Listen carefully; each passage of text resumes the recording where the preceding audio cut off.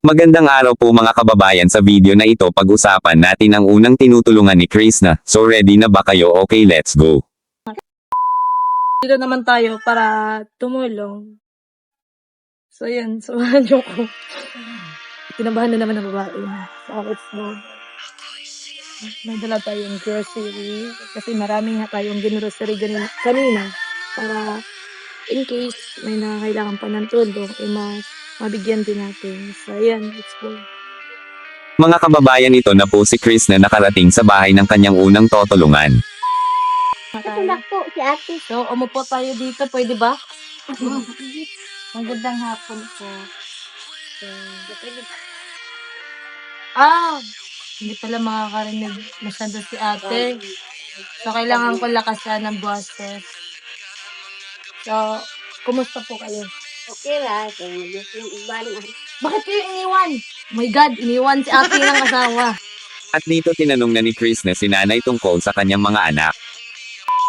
Ilang taon ba yung panganay mo? Ano, nag-18 na. Eh, pinasaan mo siya ngayon? Ito naman ko. Hindi, lalaki siya? Babae. Hindi ba siya nag-aaral? Mag-aral college. Pero wala man ko one kayang pag-college. At sobrang na-touch si Krishna sa sinabi ni nanay sa kanya. Ano lama. Manalbaho na lang ko. Mag-considin ko.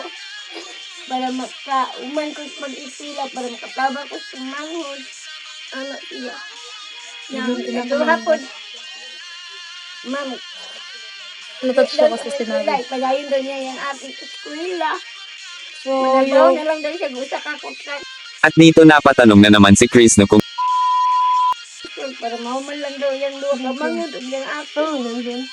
So, yung pangalawa, lalaki. So, gusto siya mantabaw. Ganun ko sa ka-kontrak. Oo, lang. para makapag-aral. Makatabang lang daw siya sa mo. at sabi ni nanay nagtrabaho lang muna siya para makapag-aral ang kanyang mga kapatid. Sobrang nakaka-relate ako sa sinabi ni ate. Na mas pinili yung magtrabaho para makapag-aral yung mga kapatid niya. Sobrang nakaka-relate ako dun. Oh my God. At napatanong na naman si Krishna kay nanay kung bakit naghiwalay sila sa kanyang asawa. Na mo ba si mama katungod ng batasan? Bakit ba kayo nag-iwalay ng asawa mo? Nagmatay ang matili. Kahit tulog sa matulingan na matulog. Lasinggero pala yan. Nakalipon mo. Lasinggero ba Dahil yun? bakaw. Pagkatapos mag-usap sina nanay at Krishna nag-offer na ito ng tulong. Ayun, may dala akong konting grocery para yun sa inyo.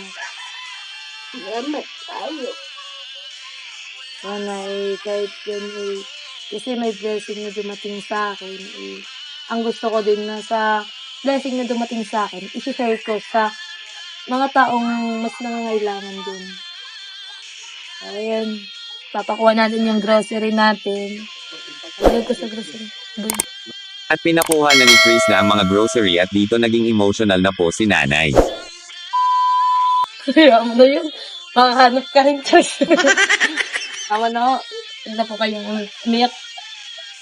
Ayan ang grocery para kay ate. Tsaka, at bugas para yung kukunin mo na bigas. Ay, yung kukunin mo doon. Para hindi ka na buo na yung pera na sweldo. Makukuha mo na yun. Kasi may bigas ka na. Then may grocery ka na. So, di na yun makunan yung pera mo doon. Kaya kung gusto mo yung kunin yung pera mo, edi kunin mo na kasi may bigas tsaka may grocery ka na, di ba? Salamat. Enak.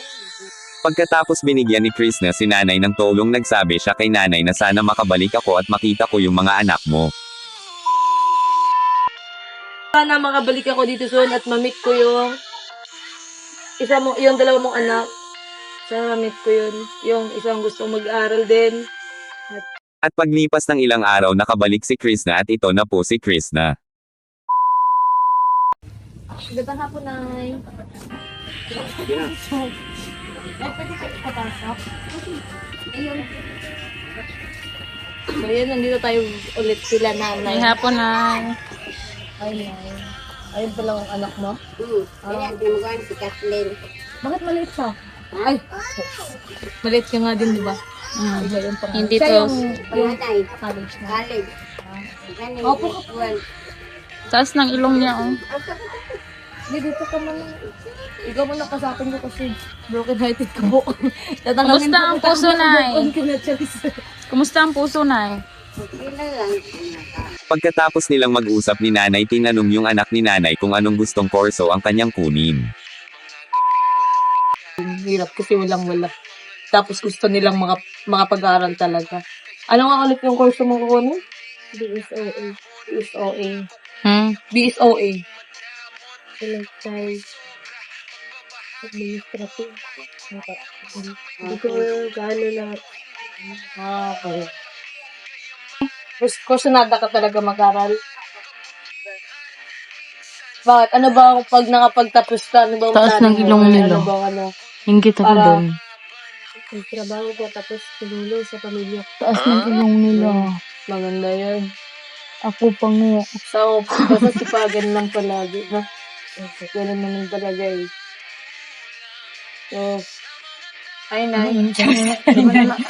Enough na nga pa. Kasi si nanay iiyak eh. Mag-isa lang ko. At dito sinabi na ni Chris na nandito ako ulit kasi may nagpaabot ng tulong para sa inyo. Nandito ako ulit kasi ay nagpaabot din ng tulong para sa'yo, para sa inyo. So, yun na nga. Siyempre may nagpaabot din ng tulong kila nanay. So, yung ibang nagpaabot dito kila nanay, nagpaabot din kay Saidi. So, hindi naman masyadong malayo ang kila nanay. So, dinaanan lang dito. So, ang si Mrs. M. Mendoza from Batangas, Marino. So, thank you po sa para kay nanay, din kay ate ng Saudi. Yun, dalawa sila at may isa pa, di ba? Yung may nagpahabol pa. At may While, nagpahabol kami, pa kanina. patungo kami dito, may nag-chat From sa akin. tita ng Singapore. So, yun, tatlo po yung nagpaabot kay nanay. Thank you so much sa inyong lahat. At ibibigay na natin para may pang-handa na si nanay bukas sa kanilang Para festa. Charis. makabalik kami bukas. Para Joke mamista lang. kami dito bukas. Si Cons lagi daw. Cons ray bahala. Ako'y handa si Paul. Cons ray daw bahala.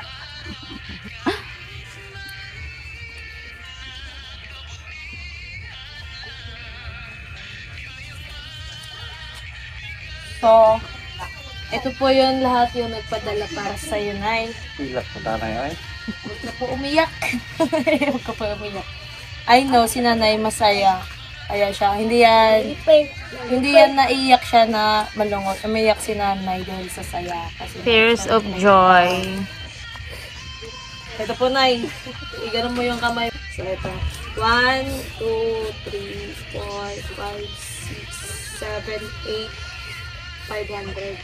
So, At sobrang nagpapasalamat si nanay sa nagbigay ng tulong para sa kanila.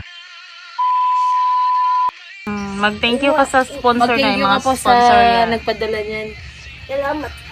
Salamat dati ang kwenta. Salamat. Naglayunan ako. Magbiya ka ilang amahan. Salamat sa inyong pagtabang. Hindi lang ako ang inyong tabangan. Kundi daghan po niya. Sama po na ako. Salamat kaayo. Sa pagtabang sa akong mga anak sa eskwela. Pag-enroll anit akong college. Naiday pero nun na 10,000. Balik ko o mga nutok sa mga bata. Salamat kaayo. So anong masabi niyo mga kababayan sa ginawa ni Chris na? Sobrang nakaka-proud siya di ba at nagpapasalamat rin ako sa mga kababayan nating nagpaabot ng tulong para kay nanay and God bless you always at mga kababayan sa mga ginawa ni Chris ng pagtulong. Dito ako sobrang na-touch kasi driver din ako dati at alam ko kung gaano kasaya kung may magbigay sayo na hindi mo anaasahan. 80 ito na po ang video. Patay kay bisag. Grabe na yung trabaho ko kay panguman dito yung mga anak mo, no?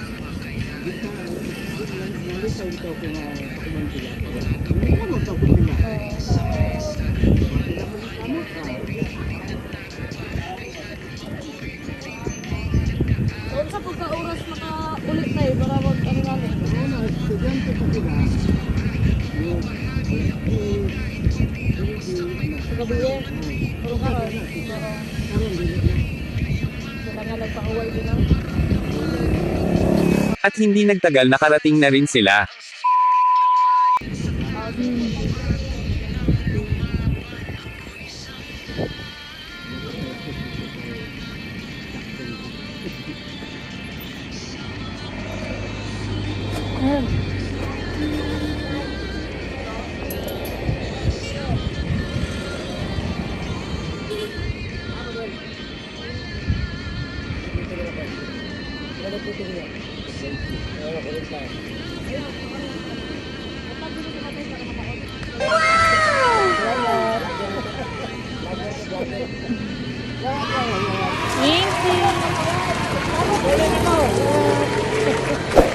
Thank you. Mga kababayan, anong masabi nyo? At please comment down below. Salamat po. Thank you for watching. Salamat po.